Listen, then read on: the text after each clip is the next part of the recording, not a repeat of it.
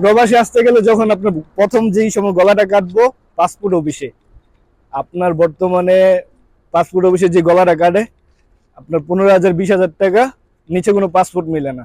কিন্তু আপনি অফিসিয়াল ভাবে করলে আরো কমে করতে পারবেন।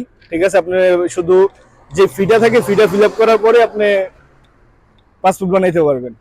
প্রথম যেই একটা ধাপ গেল, দ্বিতীয় ধাপে যেই গলাটা কাটে তখন আপনার গলাটা কাটতেছে গিয়া মেডিকেল করার সময়।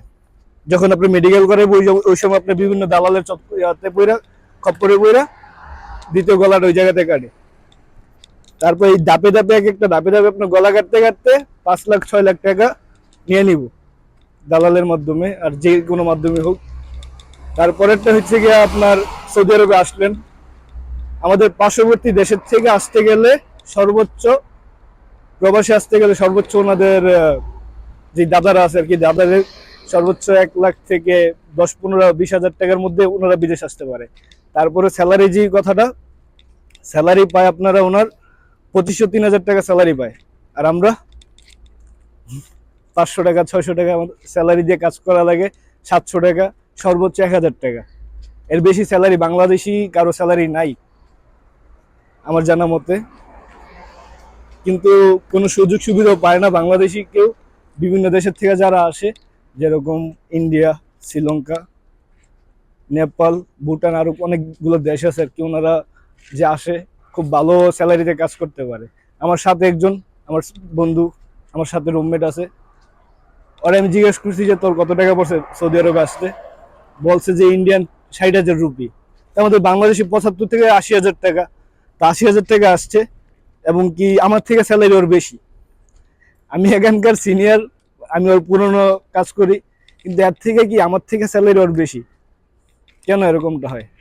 কারণ আমাদের বাংলাদেশি কোনো ম্যানেজমেন্টের ঠিক নেই। আপনারা যদি যারা এই ভিডিওটা দেখবেন কেউ যদি এরকম ভাবে দেশ পরিচালনা করতে পারেন তো খুবই ভালো হয় আমাদের জন্য। কারণ এক একটা ধাপে ধাপে বাংলাদেশিরা এত কষ্ট কেউ সহ্য করতে পারে না। সব দেশের মানুষই বলে যে তোরা এত পরিশ্রম করিস, তোদের ফায়দা কই? ফায়দা তো নাই ভাই, ফায়দা কই পাইবেন?